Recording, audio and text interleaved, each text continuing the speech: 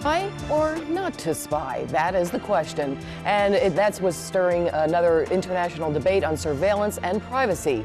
Does publishing classified government documents put people in danger, or does it protect them? Canada allowed the U.S. National Security Agency, NSA, to conduct widespread surveillance during the 2010 Group of 20 summit in Toronto, according to a media report that cited documents from former NSA contractor Edward Snowden. The report by the Canadian Broadcasting Corporation is the latest potential embarrassment for the NSA as a result of Snowden's leaks, although it remains unclear precisely what information the agency was looking for during the summit. Snowden has already revealed the agency spied on close allies such as Germany and Brazil, prompting heated diplomatic spats with Washington. The CBC report, first aired late on Wednesday, cited briefing notes it said showed the United States turned its Ottawa embassy into a security command post during a 6-day spying operation by the top-secret U.S. agency as President Barack Obama and other world leaders met that June. CBC said the operation was no secret to Canadian authorities, and it quoted an NSA briefing note describing the operation as closely coordinated with the Canadian partner. The Canadian equivalent of the NSA is called CSEC, which has a very low public profile and employs about 2,000 people. It is part of the so-called Five Eyes intelligence sharing network that also includes the United States, Britain, New Zealand, and Australia. CBC said the documents did not reveal the targets of the NSA operation, but described part of the U.S. eavesdropping agency's mandate at the Toronto summit as providing support to policymakers. A spokesman for the Canadian Prime Minister, Stephen Harper, declined to comment on the allegations in the report, but said security organizations were subject to independent oversight. U.S. authorities declined to comment specifically on the report. Allegation last June.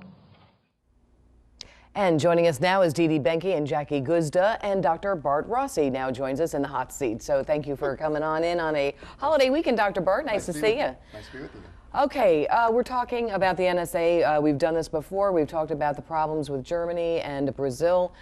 Now again, we're seeing this again in Canada. Why is this such a big issue right now? And is it even legal what was done up in Canada? I think that's going to be the question that a lot of lawmakers are going to be asking themselves. Jackie, let's start with you first. Everybody spying on everybody else. You just touched on it. I mean, we have a problem that Canada opened themselves up for us to spy on all the other nations that were there at the time. And now Canada has a problem because they were spying on Brazil. It seems like this person's spying on that person, etc. But wasn't this always done? I mean, the espionage programs were always in place. I mean, you know, that's part of what has to be done to protect ourselves. Well, we can't really know because it is espionage. So they can't give themselves away, but we can assume that that's the kind of thing that has been going on. I mean, my question is, should we get all, tied up in knots about it if we're all doing it? Dr. Bart? I would think after all these James Bond movies that maybe we're all you love sensitive. James Bond. I do. I like the James Bond. I do. I like the cars too. But psychologists would use the word conflict here. This is really a classic approach avoidance conflict, really, for everyone and every nation, really, because you're right. Everyone's spying on everybody else. So what do you do about it? I think you have to get over this conflict and deal with it and understand that it's going to continue, and it's probably going to continue down this road, so we keep talking about it and everybody's more sensitive about it. That's probably what's going to happen. But in the post 9/11 world, though, do you feel like people are spying on you, or are we being protected better? Well, I think there's a difference of spying on other people than spying on Americans. On Aunt Jane, I don't think Aunt Jane should be spied on. But if there's chatter out there and there's some things going on at a conference it shouldn't be, yeah, check it out, because, just to keep safety, and that I see that there's not much to do about much for this particular situation, except for the fact that it shows that Snowden, the traitor, just keeps giving and giving and giving. We keep going back to the problems that he's caused for us. And I have to say, the problems that he's caused, you're absolutely right. 50,000 to 200,000 classified documents, they say, and they believe that he's actually stored some as sort of an insurance policy up in some sort of iCloud now. So there's going to be more revelations that are going to be coming out. So absolutely right to your point, Didi, that we do think that there's going to be even more that's going to be revealed in the coming days. So I think a lot of people are on edge on that. Well, yeah, and I think that there have been reports about them using sexually explicit or personal information on people. Yeah. And that gets to be a little hairy too. It's like people are just like, oh, really? Are we going there? Where you're going to use information to embarrass people? Well, it looks like that might be coming. That might be part of what Snowden, you know, Blackmail has. people. Yeah, blackmail, basically. And that's part of the whole espionage, technique. And my view on this, though, is that we really have to understand personally and as a nation that it's going to happen everywhere. And what is the answer? Well, there really isn't any specific answer that you can have for a problem like this. You just have to be sensitized to it. Well, I know one of the questions is he a traitor or hero? We've asked that question before. Jackie? I think it's a little bit of both. But I think the more important thing is that we become so used to it that we expect it to happen. I don't think that we should be used to. I don't think we should be used to anybody taking classified documents like this. I think that is such a the bigger question. I mean, we're talking about Canada right now because that's the latest revelation. But the fact that he's taken the 50,000 to 200,000 documents is such an embarrassment. It's a big deal. That's a separate issue, and I think, absolutely. And I think your point is well taken because he could have gone through the whistleblower, rules and regulations that we have in this country. That wouldn't have worked for him, he's an egotist. He's egotistical. He's a guy that wants all of this attention. And he's getting it, and he's probably getting just what he wants. But I agree with you. I think stealing documents is not something that we should be pleased about in any shape or form. It doesn't make good sense for us as a nation. No, he's right about that. But not only that, you're talking about the egoist that he is, but what kind of a person's going to support that? That's what I can't quite understand. Well, I think people who want this exposed, they think that a Snowden has done us a service.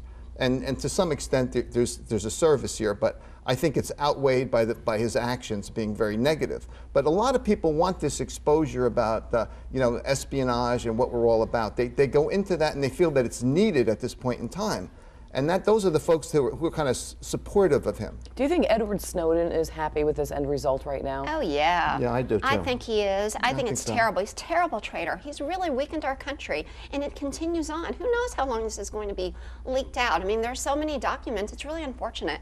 And I, hope that he is able to be punished and sent to Gitmo. But he's also, look, by putting out classified documents, that's not a good thing. I think we all agree on that. However, he has brought up conversations in our society that we previously weren't having because we did not have that information. But I don't think that's good, though. I don't think those are good conversations. So then we live in the dark?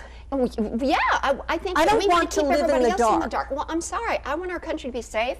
And so do I. And this is a way to make it safe. And the big thing is this guy, the way he went about it is such a traitor and so terrible. What I'm saying is that you're right on that account. You're right on that account. We need to put a system together, at the very least, to try to prevent it from happening again. But Didi, I think the point is that sometimes you get into a good discussion in a backward kind of way, backwards. And this is one of those where Snowden, as much as we might dislike him, he has brought forth some ideas and some thoughts that are very provocative at the very least. Let's talk about, let's ask each of you individually. If somebody hacked into your phone, how would you feel? Are you kidding? Some people don't care. Some people don't care. I know, I dated somebody like that once. Once, twice, 3 times, 4 times. No, look, that's an incredible invasion of privacy. We all agree on that. But the thing is, if I was doing something illegal that had to be brought out into the public to stop it, then that would have been a good thing. So that's why I'm saying Snowden has bad things about him, but also good things. He has opened up conversations we needed to have. Didi? I think there's a huge difference, again, in spying on people that could possibly be terrorists or be problems or be, security risks for our country. When it's us, no way. I think that's very, very bad. And at this particular convention, they were actually trying to see if there were going to be any terrorists targeting this. It was right at the height of the economic downturn, 2008, I believe it was, and they were talking about putting taxes on banks across all over the world. So there were some major things that they were talking about, but was it still right to turn the Ottawa embassy into, and was it legal? I think that's going to be the next question. I think the question really is, to your point here, is at what point is it too extreme, this espionage? And I think that's where this is going. Like, here we have a whole conference, a summit, and there's espionage. I mean, where does it end? And personally, I think that I'd be angry if it was my phone. But on the other hand, if there's suspicion of me being a terrorist, you know, but that's different. That's a black and white right, issue. Exactly. Right. Hit the nail on the head. But see, here's the big loss, is that you lack trust now. Countries lack trust in their allies. Snowden. Thanks to Edward Snowden, he weakened us. He really did a huge disservice to our country. Why Terrible. can't you see the good things that No, happen there's no good too? in what he did. All right. Zero We good. thank you for your opinions. We're going to go on to the next subject, and it's all about shopping. Shop till you drop, everyone. That's what millions of people were doing on Thanksgiving this year. But not everyone is giving thanks for opening stores on holidays. We'll be right back with more.